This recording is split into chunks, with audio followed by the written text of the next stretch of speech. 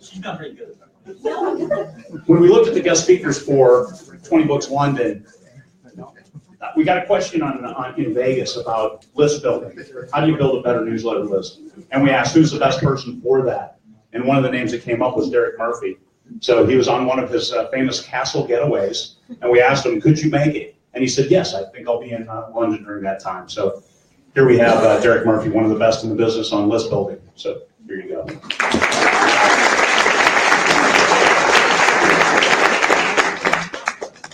So this picture is how most authors handle their book marketing.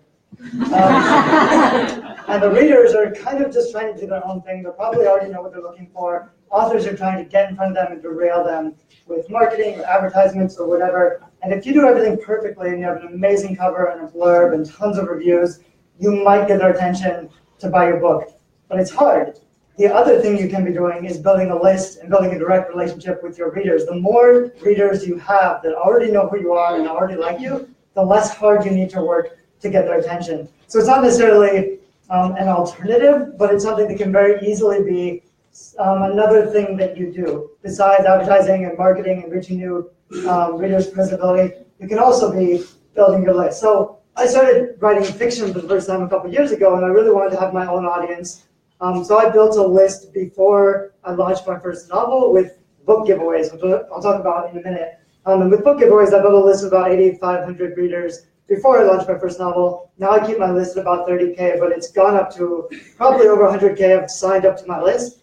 And I had to build a really big list to get it funneled down to a very small list of real fans, like engaged readers. So I might have reached 100,000 people to find 1,000 people that'll just buy my new release whenever I put it out. Because if you have 1,000 people, that's really powerful. What I haven't done very well, and this is also something I noticed, I talk a lot about building your list with giveaways. A lot of authors have started doing this, but then they find that a lot of people sign up for free stuff and they don't buy the book, so they don't feel like list building is very effective.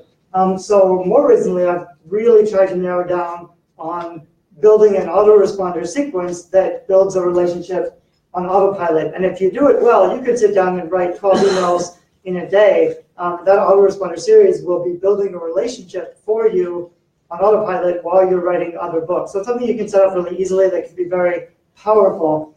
And I think it's something most authors are doing wrong and nobody's really talking about it yet. So that's kind of why I'm excited to share some of this stuff.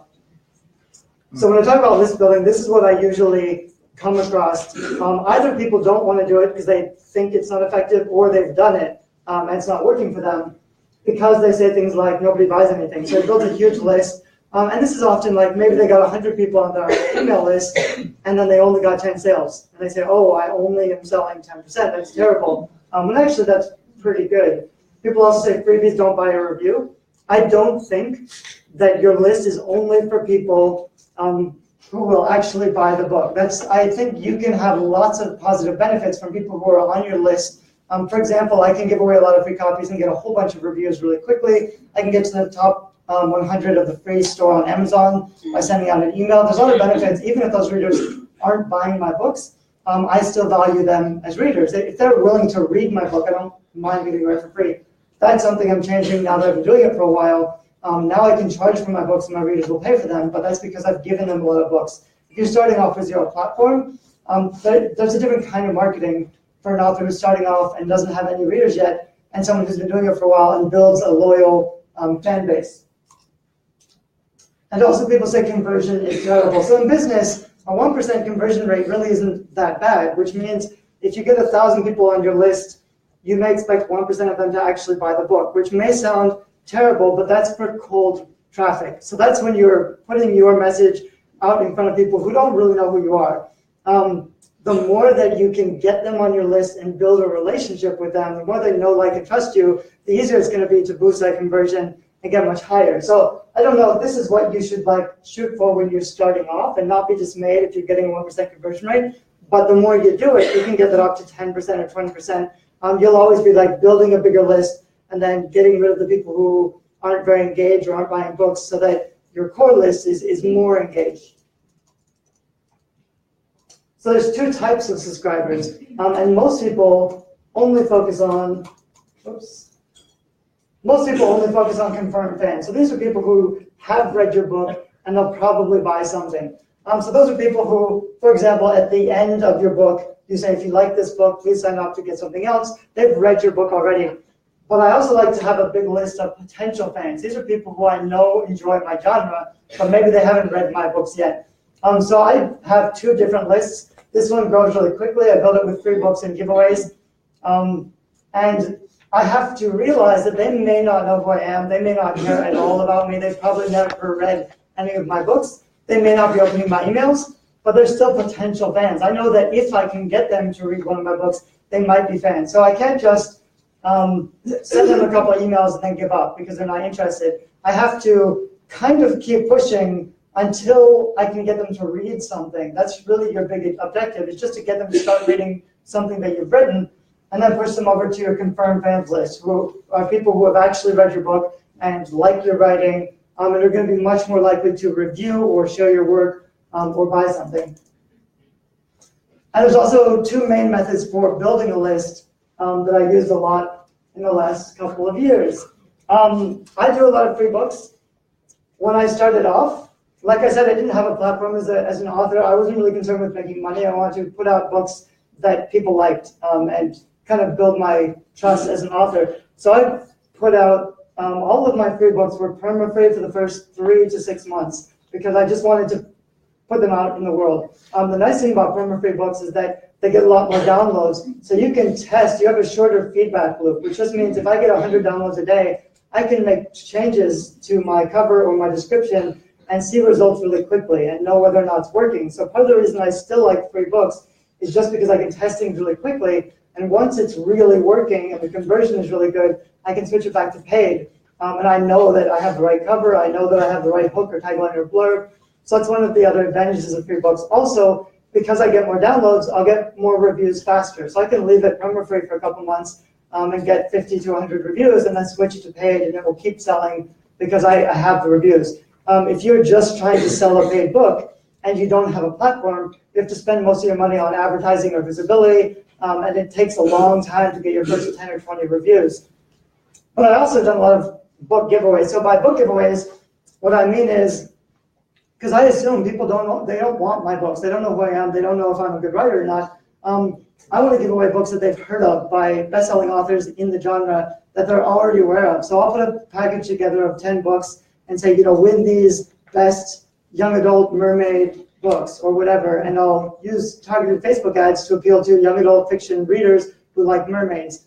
And that's a very specific offer just for them. And they'll say, oh, 10 mermaid books, this is great. They'll sign up to my giveaway. And the nice thing also about giveaways, there's giveaway software like King Sumo or Bookfetti, which is one that I made.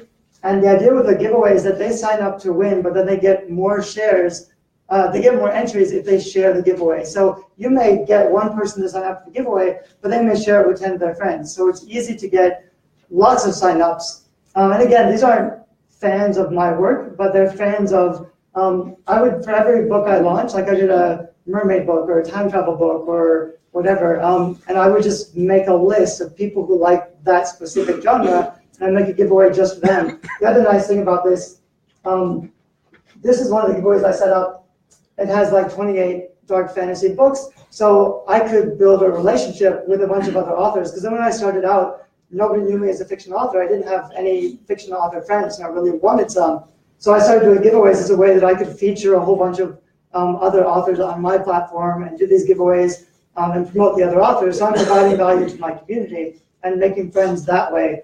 But also, I was able to sometimes, like this giveaway, included a book which is Fallen. And Fallen is like one of the major dark fantasy fallen angel books by Lauren Kate. And because she was in my giveaway and because she had a movie coming out, I just pinged her on Facebook and I said, hey, we're giving away, a copy of your book at these dark wings in honor of your movie. And she shared it to her Facebook page and Twitter. She has like 500,000 followers on Facebook and 250 on Twitter, 250,000 on Twitter.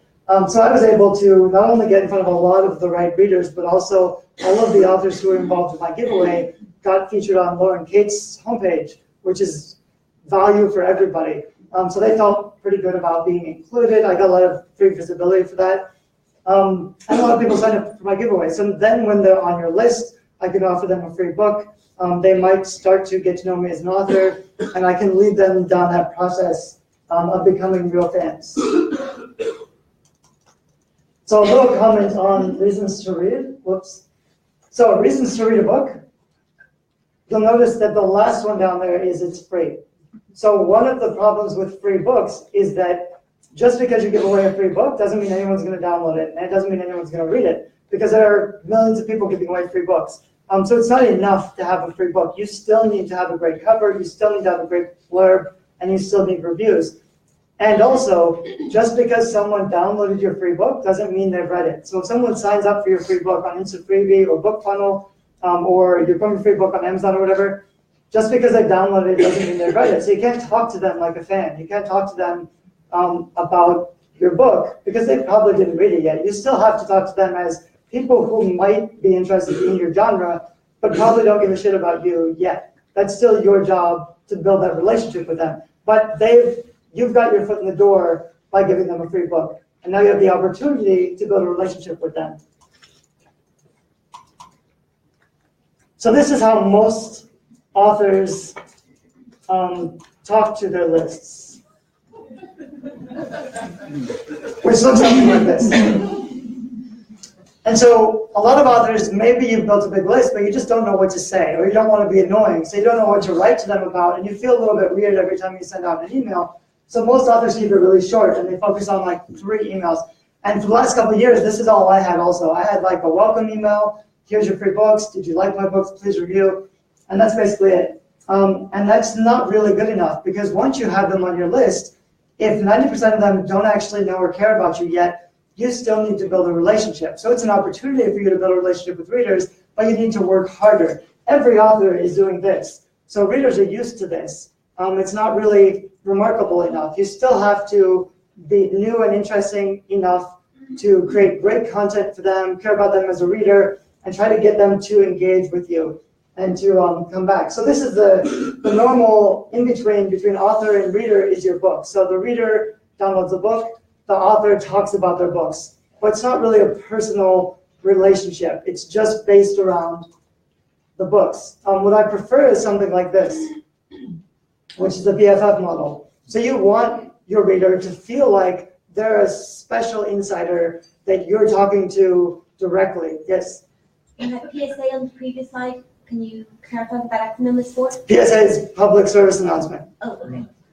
So it's like a newsletter where you're announcing to your list. So you're kind of on a pedestal and you're speaking to your readers. You really want to be going out to coffee with your readers and like flirting with them a little bit, so they feel like you see them and you appreciate them, and you feel like you're not just like a authority figure, but you're just a cool person to hang out with.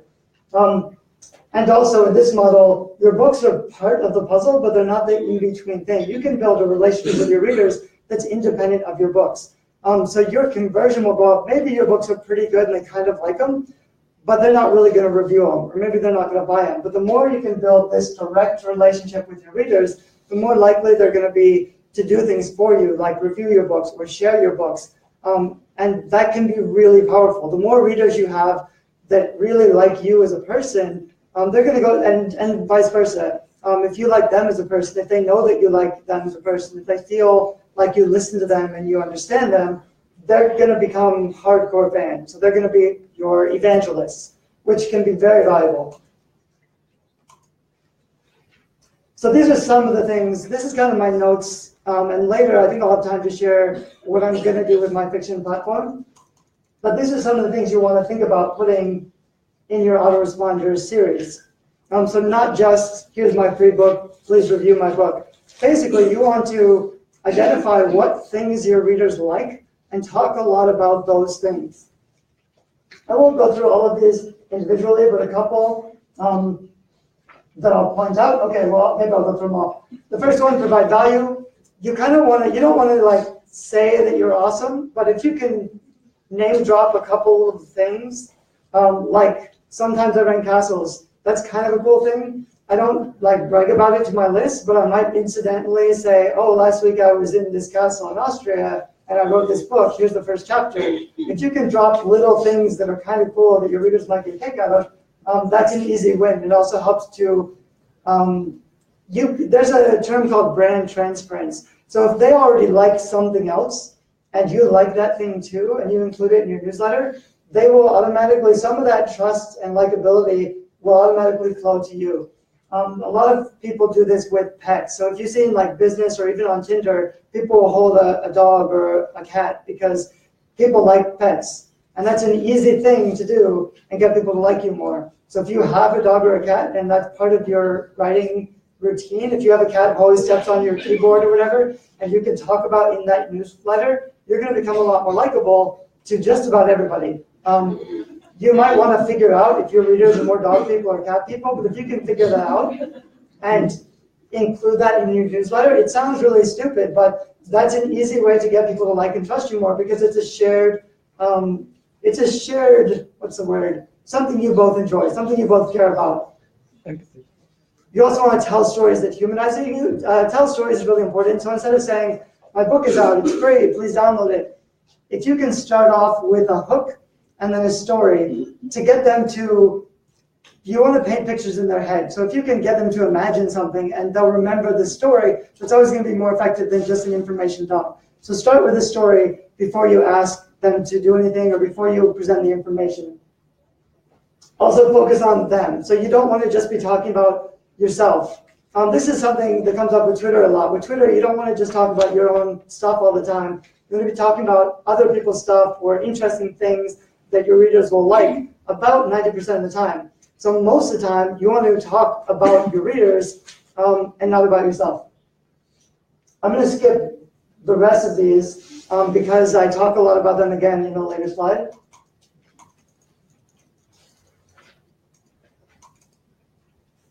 So the other thing that's important is to get them to open the email, because if they don't open the email, it doesn't really matter what you say in the email.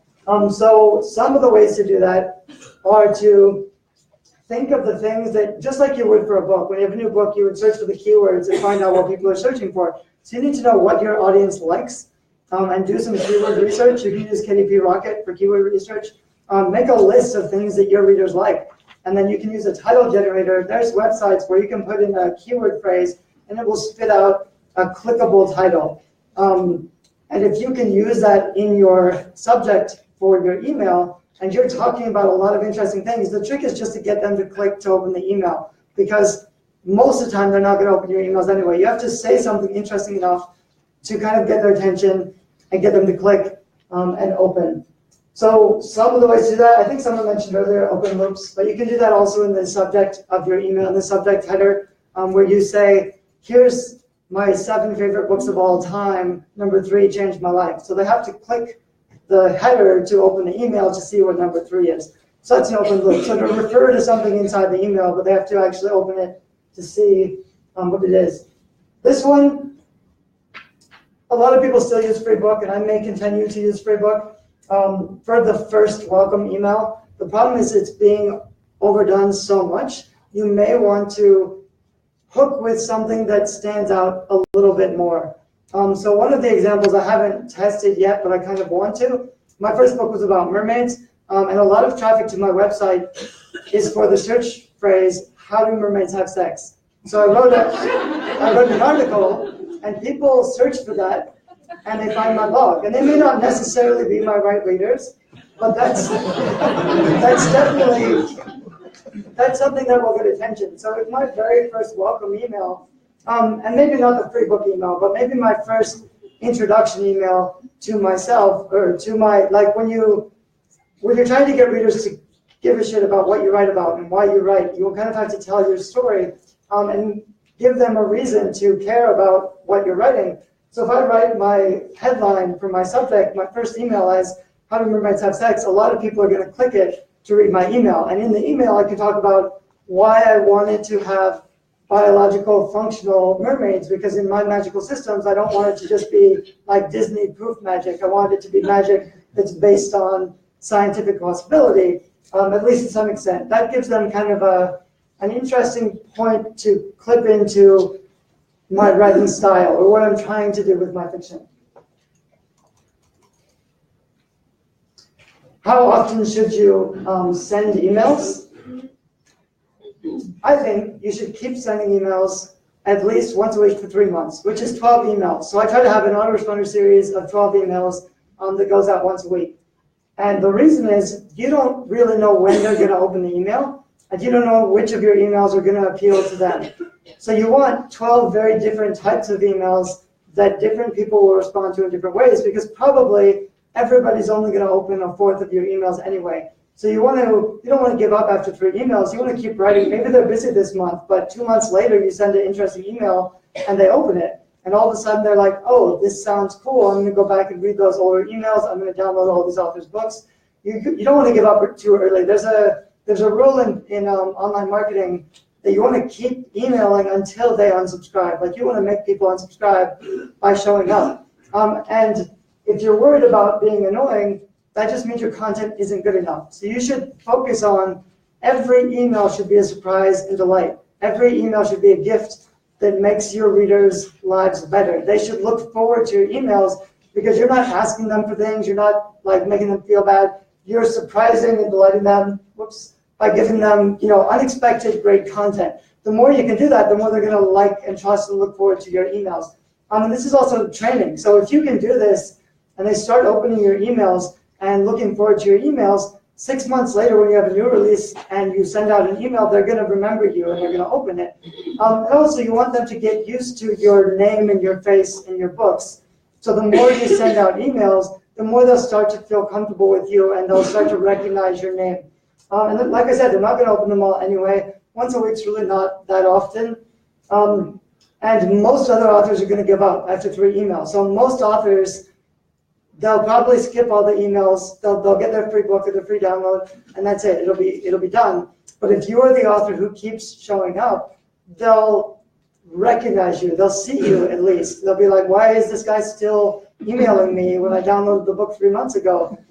It may be a little bit weird, and if they want to, they can unsubscribe, and that's totally cool. But you don't want to lose the opportunity to build a relationship as long as they're still seeing your emails. Even if they're not opening your emails, just by showing up in their inbox every week and they're reading your funny or interesting headlines, they're being aware of you. You're on their radar. So when they see your book on Amazon, they're like, oh, I kind of recognize that author name. It's because you're showing up in their inbox. How am I doing on time? You have 15 minutes still. Okay. So this is basically what I've outlined for my fiction. And if you write nonfiction, I have a whole different thing on nonfiction, which is a lot more business focused. But for fiction, this is kind of what I want to try to do. And you can have a copy of this online or in the slides or whatever. I'll make a link available for you later. The first one's kind of interesting. So did you get the free books? Is the first thing I usually say. And I also sometimes have a share to unlock feature, which is, there's a WordPress plugin, which is Social Locker. And the idea is they signed up for a free book. You send them to a thank you page where they can download the free book, but then you can offer them, and it's basically an upsell, but it's another free book that they can unlock if they share it. So if you get someone to sign up on your list and go to your thank you page and download your free book, you can immediately get them to tweet or share on Facebook and be like, hey, I just got this free book, and they'll share it to all their friends because they're unlocking their bonus book. So it's a really easy way to double down. Like whatever you're doing to build your email list, you can double the results by adding an extra book that they can unlock. This is something I was using King Sumo, which I'll talk about more in a minute. And I also made a giveaway app for authors because I think giveaways are really powerful. But what King Sumo's new edition does now is they sign up for the giveaway they give you your email to sign up for the list, and then they're in the giveaway.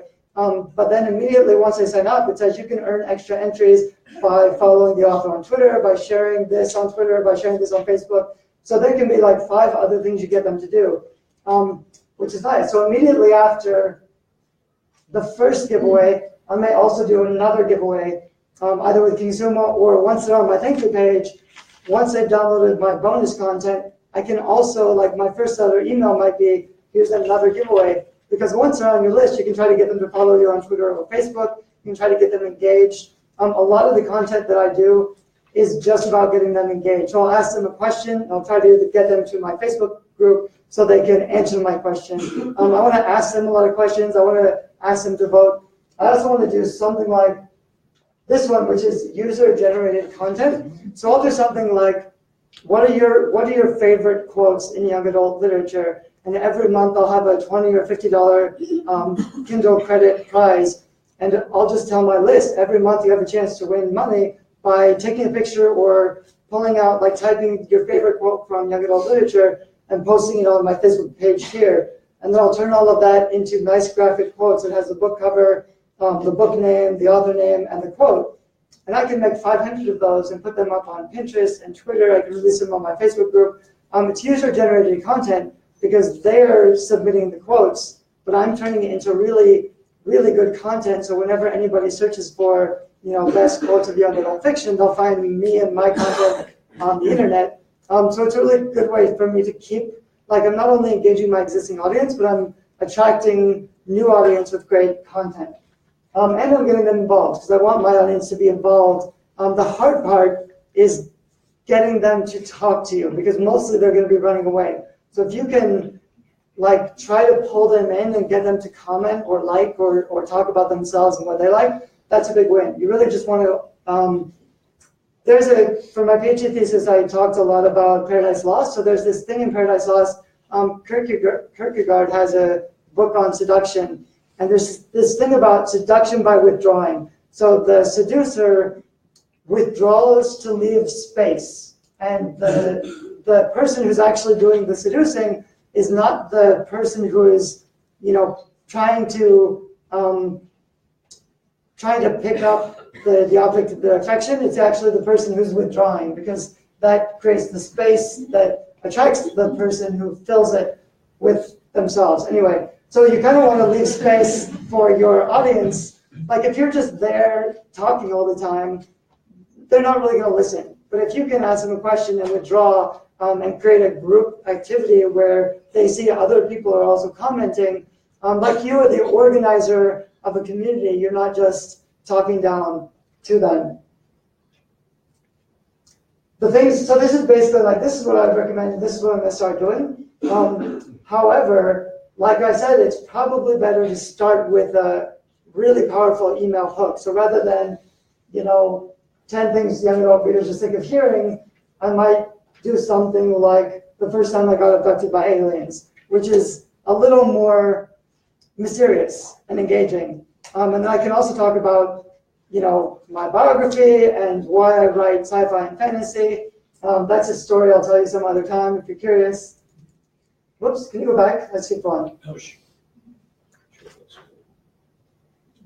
Yeah, so because I talk a lot about book giveaways, but the software I recommend, KingSumo or Gleam or Rafflecopter, which I don't like so much, they're expensive. So I built my own giveaway software, which looks like this, which I think works pretty well. And you can get a free copy with that link.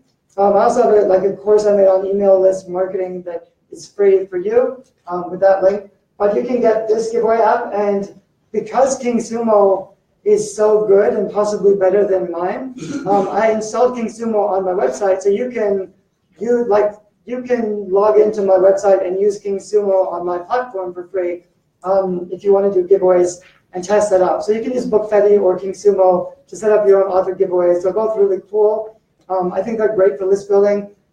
I saw something on Facebook or on YouTube recently where they're talking about the best release strategy. So what things should you do? What's your release pre-launch roadmap? And it was all this stuff like cover reveals and whatever. The problem is, if you don't have an email list, nobody's going to see any of your content. So if you do a cover reveal, nobody cares because nobody's listening. And you always have to pay to access somebody else's platform. So even if you haven't published a book yet, I think it's really a powerful idea to start building an email list. I always try to get people on my email list first and then send them to follow me on social media or other platforms. I do think giveaways are one of the best ways to build an email list because, like I said, you want to give them something.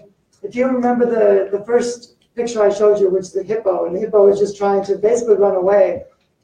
Instead of being a lion who's trying to attack the hippo, if you just plant some hippo food over there under a tree and attract the hippos to you and let them enjoy the food in peace, you're going to have a lot better results. So if you're setting up giveaways and prizes and rewards that people already want, it's going to be much easier to build your list faster. And I'm going to end here for questions.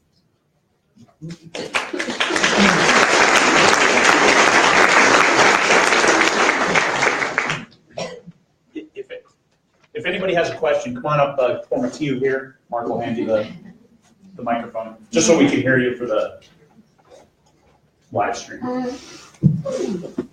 It's on, yeah. I wanted to ask, recently there seems to have been a big move for you don't open an email for whatever reason, you're busy, and 24 hours later you get one, in case you missed this, did you miss this, blah, blah, blah. And 24 hours later you get it again. By this point you're like, I'm going to unsubscribe if I'm going to get an email off them every day. What do you think of this sudden movement towards this? Yeah, it's because you can resend a campaign that doesn't open, so they're probably not sending it to everybody, they're probably just sending it to people that know didn't open. And I would only do it if you're launching something. So like, most of the time I'm giving away free content, I'm sending interesting stuff, I'm not going to resend the campaign every time I send an email. But if I have a book launch, I want every sale.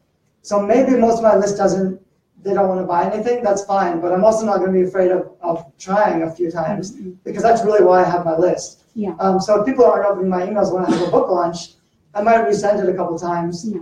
And if they unsubscribe and they're never going to buy anything, I'm not too worried about that.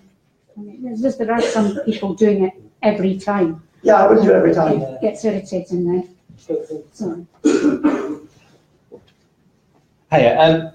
So I work in marketing full time outside of my writing stuff, and I was just wondering when it comes to me putting together a newsletter or an email, I'm trying to think of a catchy subject header. I find myself really blinded by the fact that I know the marketing tricks. How do you separate yourself and put yourself in the mind of the reader? Because it might be that the line is actually fantastic and it actually pulls in the reader, but for me, I might think, oh, that's a bit cliche. How do you kind of separate that? Probably I would test. The danger of coming from a marketing background, you may think it's cliche or bullshit. On the other hand, there are 100 titles that always work, and they've worked for the last 200 years. And so by avoiding those, it's kind of like with book cover cliches. By avoiding book cover cliches, it means you're not making a cover that's going to be obvious and attract your readers. So as a designer, you may think you want something new and cool, and it's not going to sell any books because you're avoiding what works. So I would be careful not to avoid what works. Like I would err on the side of being obvious and choose something that works. But on the other hand, I would also test it. So like you may think you have a brilliant, funny idea that totally doesn't work. And you shouldn't go with what you think. You should go with what the market bears out based on research. So you should test, every couple of weeks, test your email subject lines and see if you get better opens. Kind of a two-part question here. I use MailerLite for my email list, which cost me 10% of what MailChimp did, but is notoriously bad about their onboarding autoresponder stuff. Do you have a recommended site that does work really well? And how do you feel about the possibility of using a more expensive service for onboarding and then funneling them from there into a cheaper service for your bulk list? I moved to MailerLite recently. I was on MailChimp the last 5 or 6 years, and I was paying like $300 a month for my mailing list. And the main reason I switched, MailChimp has been recently trying to compete with the new upstarts. So they're making a bunch of changes, which I just found confusing. I was paying too much anyway. The reason I really like MailerLite, not only is it a lot cheaper, but they have landing pages. So I've been using a whole bunch of other things like ClickFunnels to make a nice landing page. With MailerLite, you have a landing page and then a thank you page for everything that you set up. And I've actually found my conversions have gone up a lot since using MailerLite's landing pages. So not only is it cheaper, but I'm getting a lot more opt-ins since I switched to MailerLite. I haven't seen any difficulties yet. I know they screw up sometimes, but so far everything seems to be working pretty well for me. So I think MailerLite's a good choice. Interestingly, a couple of weeks ago, MailChimp introduced the landing pages as well, obviously, to compete. Because I saw that and I was like hearing about MailerLite, and I was like, okay, maybe I'll stay with MailChimp a bit longer because add a nice, simple landing page, no distractions. Yeah, they've computing. Yeah. started to try to add more features, but they're not very good yet. So like Right. their landing page is almost nothing, and you can customize it and make it, Yeah, I cool. haven't looked at it in much detail. No. Yeah, it's not great. Okay. And it's great that they're innovating. And, in another, like, they may get their shit together in another year, but it still costs twice as much as MailerLite anyway. So for me, I was Any kind of. question?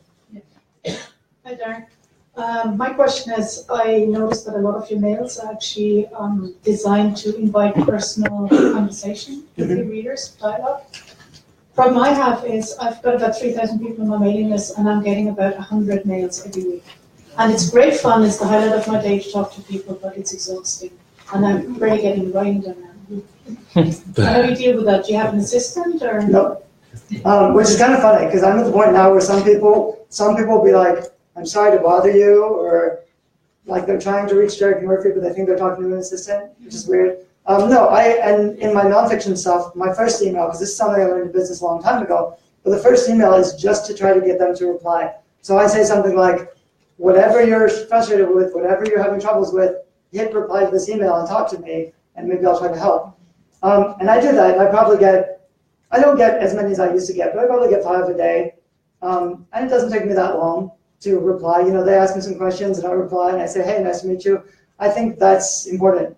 So I spend the time to do that. Hopefully, ideally, I'll try to put them on my Facebook page. At least, I'd rather, if they're going to ask questions, I'd rather them ask it on Facebook so other people can see my answers instead of answering everything over and over again, which gets exhausting. Because that could be worse. When I've read about, authors back in the day when there's no such thing as email, authors like Herman Hesse would spend half his day corresponding in letters to his fans. Yeah, So, that'd be fun. yeah, every day of his life. Yeah, I have a question for the, it's not a question, just to say, I get a lot of replies as well from my readers, but what I do is I batch. So I have 1 day or half a day or just a couple of hours, and that's the only time I open that email inbox.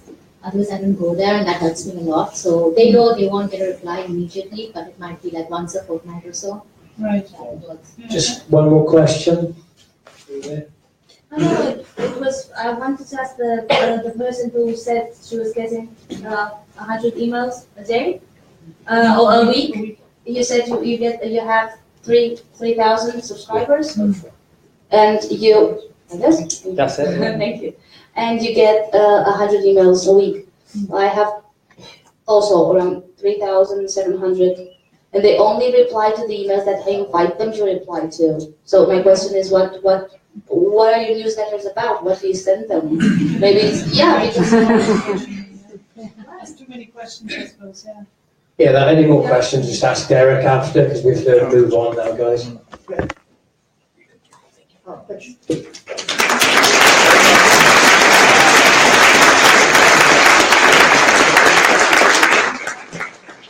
We have a quick break now, about 15 minutes, re-energize, just after lunch, stand up, move around a little bit.